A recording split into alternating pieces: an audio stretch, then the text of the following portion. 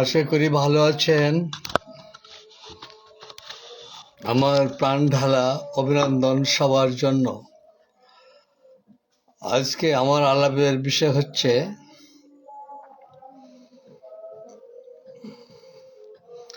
স্থায়ী অশান্তি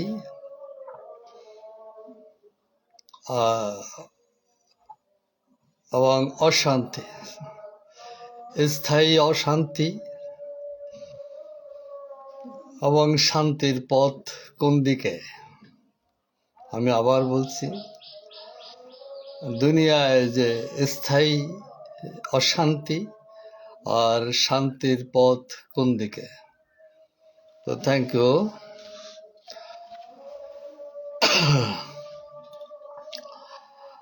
আমরা জানি মানুষের জন্ম হয়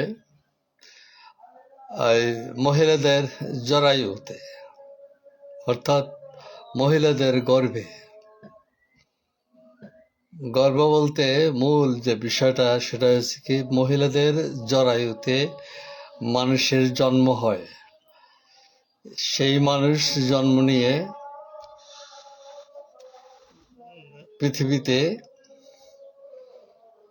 আদিকাল থেকে পর্যন্ত মানুষের সমাজ কোনো সময় শান্তির মুখ দেখে নাই।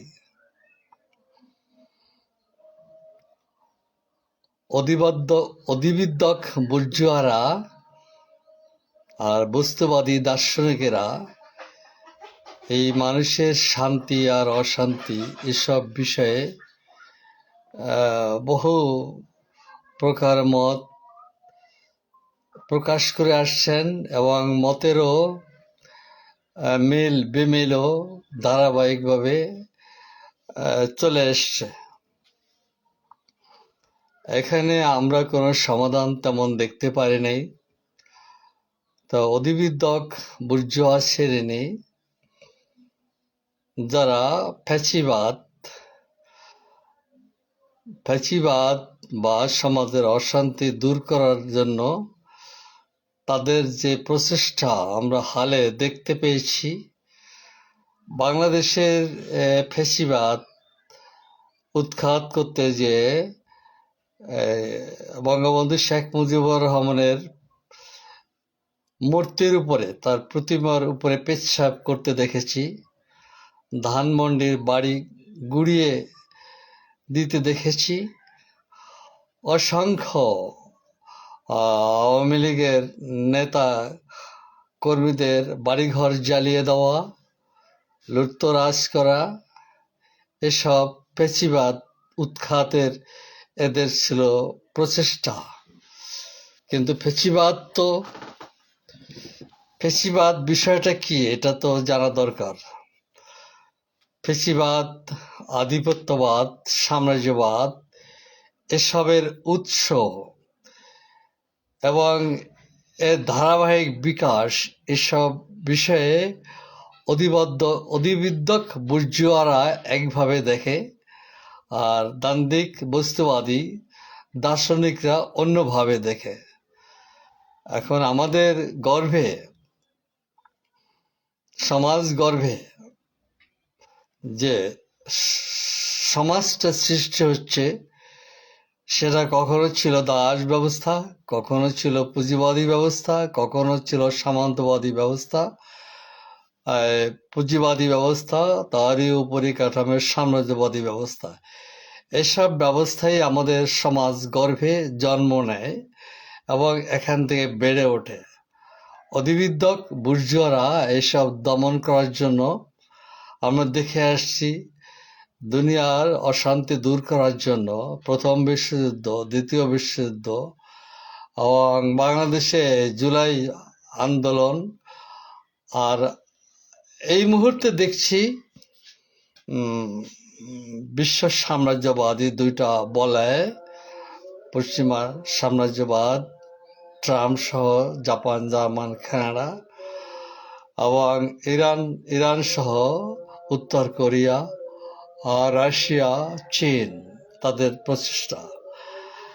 এবং অনবরত আপনারা যারা মিডিয়া বা সংবাদ দেখেন, জানেন, তারা জানেন এটা যে দুই সাম্রাজ্যবাদের যুদ্ধটাও কিন্তু এখানে শান্তির জন্য।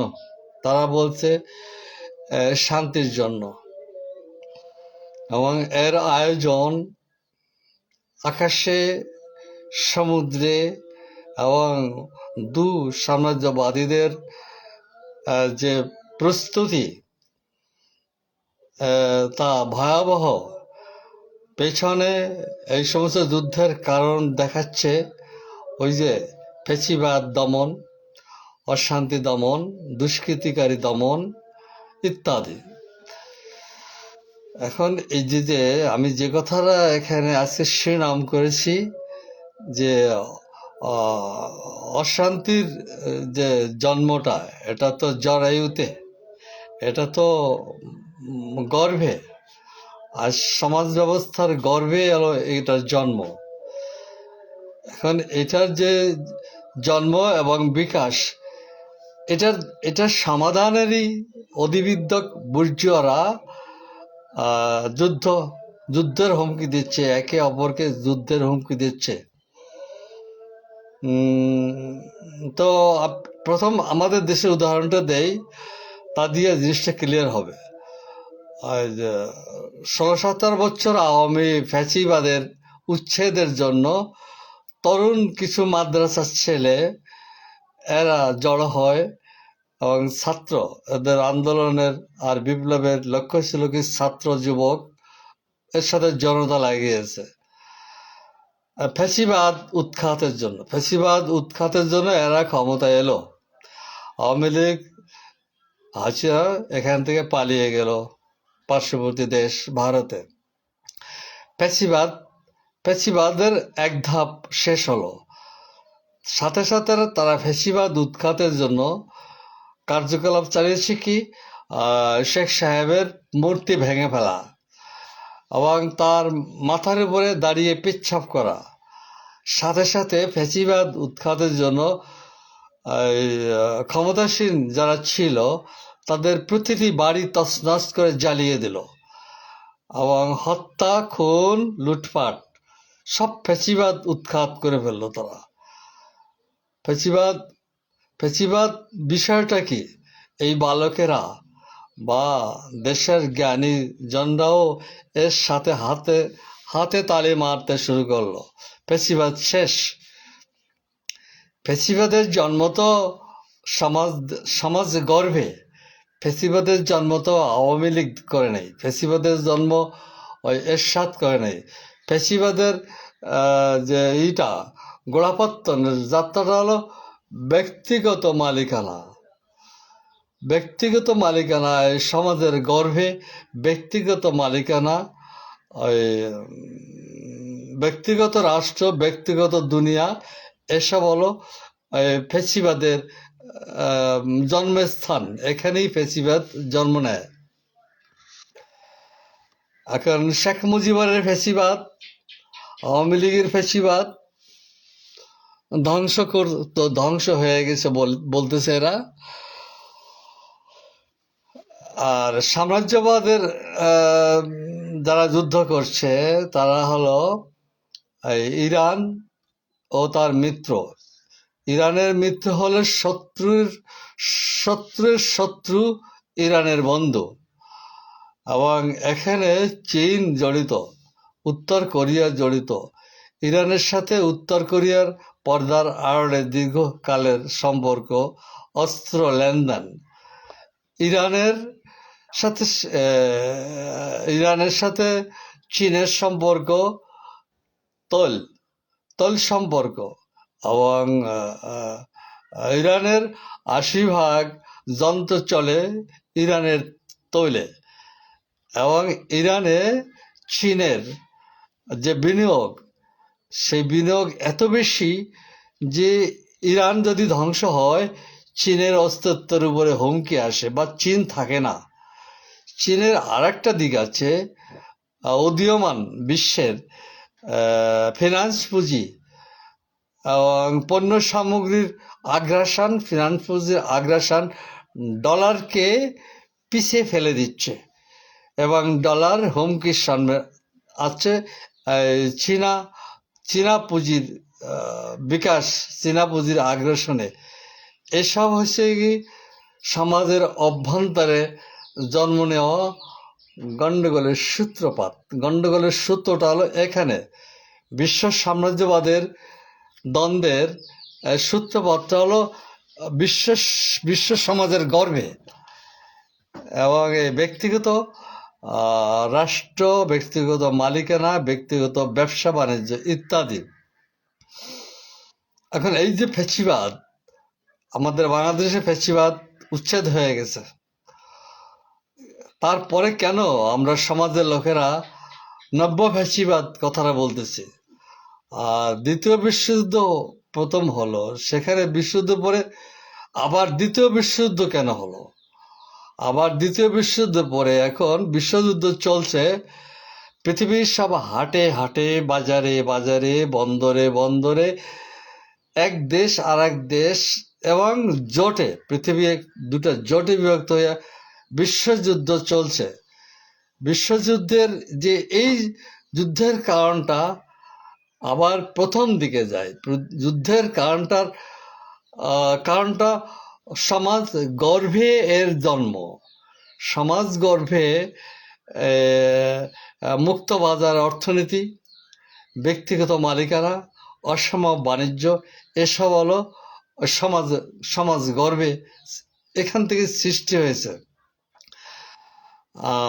জরায়ুতে যেভাবে মানুষ সৃষ্টি হয়, বিশ্বের জরায়ুতে এই মুক্ত বাজার অর্থনীতি, ব্যক্তিগত মালিকানা, এইসব হলো মূল যুদ্ধের কারণ। আমরা অবয়বে দুটো ফ্রন্টে বিশ্বকে আমরা দেখি দণ্ডায়মান এবং যে কোনো মুহূর্তে যুদ্ধ হয়ে যাবে। যুদ্ধ বেঁধে গেলে, যুদ্ধের পরে যে বাংলাদেশে যেমন ফ্যাসিবাদ উৎখাত হয়ে গেছে, আওয়ামী লীগের ঘরবাড়ি জ্বালিয়ে দেওয়া হয়েছে, আওয়ামী লীগের লোকজন অ্যারেস্ট করা হয়েছে, এখন এখানে ফ্যাসিবাদ নাই। এখন আজকে দুই সাম্রাজ্যবাদের যুদ্ধের শেষে কি ফ্যাসিবাদ পৃথিবীতে থাকবে না? পৃথিবীতে কি আর শোষণ নিপীড়ন থাকবে না? দুই সাম্রাজ্যবাদ এবং মিডিয়া এটা ফালাও করে বলতেছে। দুই সাম্রাজ্যবাদের প্রতিদিনের খবর আমরা ঘরে বসে দেখতে পাচ্ছি। দুই সাম্রাজ্যবাদের পক্ষে মিডিয়ার প্রচারণা।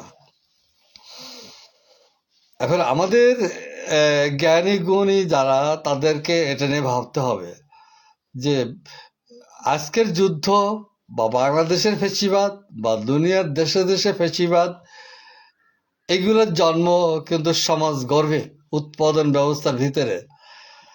যদি শান্তি হবে, তবে লিবিয়ার গাদ্দাফি উৎখাত হলো শান্তির জন্য। লিবিয়ার সমাজ ব্যবস্থা এখন কেমন? আপনারা আসেন রাশিয়া না,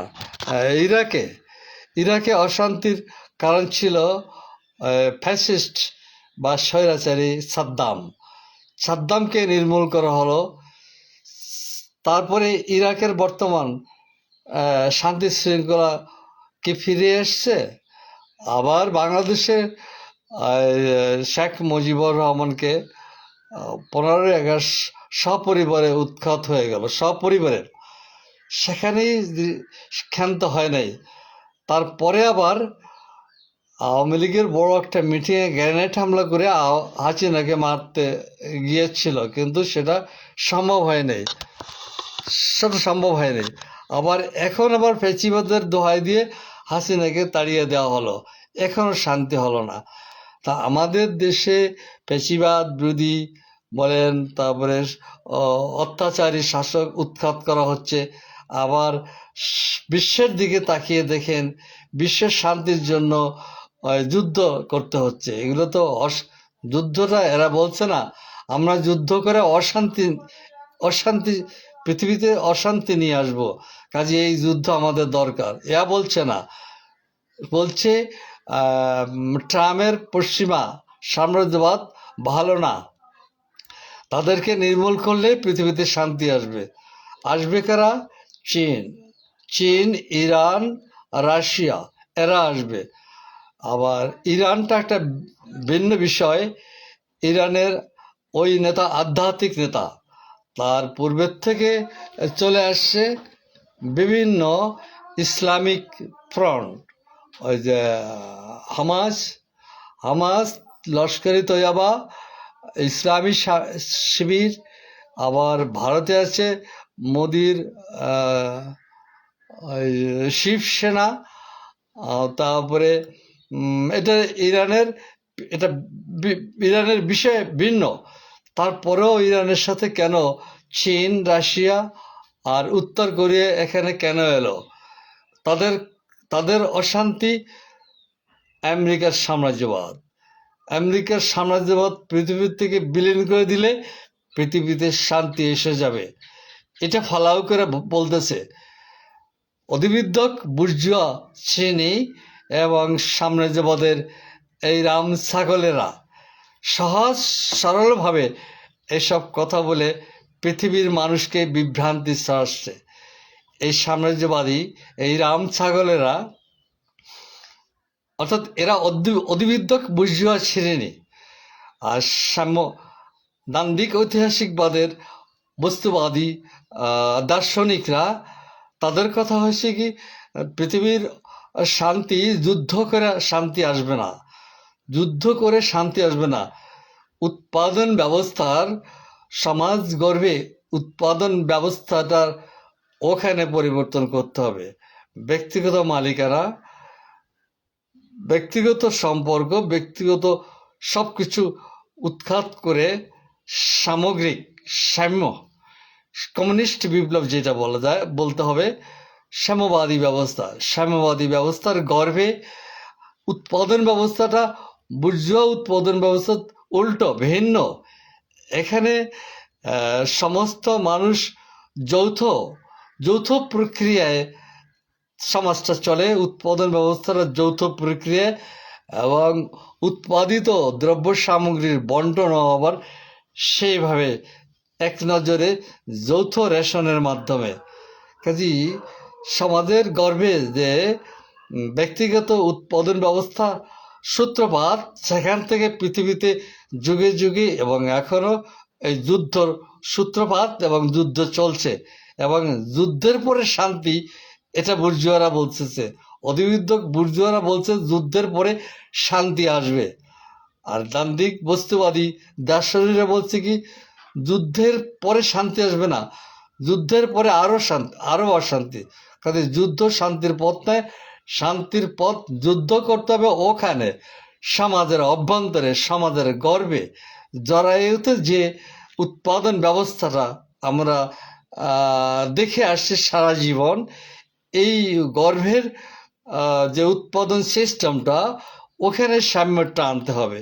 ওখানে ব্যক্তিগত কথাটা বর্জন করতে হবে, সামষ্টিগত কথাটা যদি আনা হয়, সেখান থেকে বিশ্বে সামগ্রিক একটা পরিস্থিতি সৃষ্টি হবে। সেখানে আর এই সাম্রাজ্যবাদী রাম ছাগলদের অস্তিত্ব থাকবে না, বা এরা আর জন্ম নেবে না। পুতিন জন্ম নেবে না, ট্রাম্প জন্ম নেবে না, খমেনি জন্ম নেবে না। কোনো অত্যাচারীর জন্মর আর সুযোগ থাকে না। সাম্যবাদী সমাজে কোনো অত্যাচারী অধিবিদ্যক বুর্জুয়া শ্রেণীর জন্মের কোনো সুযোগ থাকে না। এখানে এগুলো বিলীন হয়ে যাবে, এগুলো শুকায় মরবে।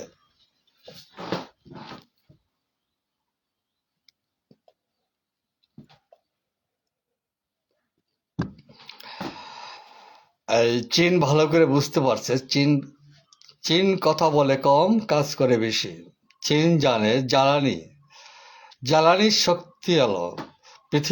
পৃথিবী চলমান, পৃথিবী চালু থাকতে হলে জ্বালানির শক্তির বিকল্প নাই। জ্বালানির শক্তিটাই পৃথিবী পরিচালিত হচ্ছে। এই জ্বালানির শক্তির সুষম বন্টন এটা সম্ভব নয়। বুর্জুয়া ব্যবস্থায় বা একাধিক সাম্রাজ্যবাদী ব্যবস্থায় এই জ্বালানি সম্পদটার সুষ্ঠু বন্টন সম্ভব নয়। অসম বাণিজ্য যেভাবে শান্তির শান্তির পথ দেখায় না, সেভাবে অসম অসম তৈল সম্পদ যেটা যেটা ব্যবসা, অসম ব্যবসা, এটারও সমাধান সম্ভব নয়। এগুলোর সব সমাধান হতে হবে যৌথ প্রক্রিয়ায়, অর্থাৎ তৈল পৃথিবীর সব মানুষের, এই সম্পদটা মধ্যপ্রাচ্যের রাজাদের নয়। তৈল সম্পদ, প্রাকৃতিক সম্পদ পৃথিবীর সব মানুষের সমান অধিকার। এটা কমিউনিস্ট ব্যবস্থা ছাড়া সম্ভব না।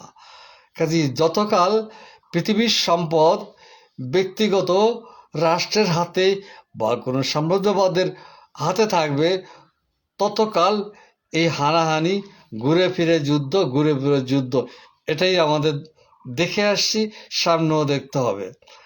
আমার সর্বশেষ আমি যে কথা দিয়ে শুরু করছিলাম, পৃথিবীর স্থায়ী অশান্তি এবং শান্তির পথ কোন দিকে, আমি এটা দিয়ে শুরু করছিলাম। আমি বলবো শান্তির স্থায়ী পথই হয়েছে কি সাম্যবাদী ব্যবস্থা, কমিউনিস্ট ব্যবস্থা। শান্তির একমাত্র সামনের পথই হলো কমিউনিস্ট ব্যবস্থা। অন্য কোনো ব্যবস্থায় মানুষের ভিতরে মৃত্যু, পৃথিবীর সভ্যতা ধ্বংস, হানাহানি, মারামারি, এগুলা নিত্য নৈমিত্তিক ব্যাপার হয়ে দাঁড়িয়েছে। এবং মানুষের ভিতরে এখন কোনো লেখাপড়া, কোনো শিল্প সাহিত্য নূতন করে গড়ে ওঠা, কোনো সাংস্কৃতিক বিনোদ, এগুলা সব চুলায় গেছে। পৃথিবীতে এখন কেউ চোখের পানি ফেলে, কেউ দুঃখে কান্দে, কে মৃতদেহ খুঁজে পায় না। এই হলো বিশ্বের অবস্থা। যুদ্ধে একটা কথা আছে, যুদ্ধ বাঁধলে ধনী দেয় রুটি, বুর্জুয়ারা দেয় অস্ত্র, আর জনগণ তার সন্তানের লাশ খুঁজে বেড়ায়। এটা তো সত্য কথা, যেটা আমরা দেখে আসছি। কাজে এটার একটা সমাধান হতে হবে। আশা করি আমি বিষয়টা উপস্থাপনার ভিতরে ত্রুটি বিচ্যুতি থাকতে পারে, গুছাইয়ে নেওয়ার অনুরোধ করছি। Thank you. আবার সাক্ষাৎ হবে।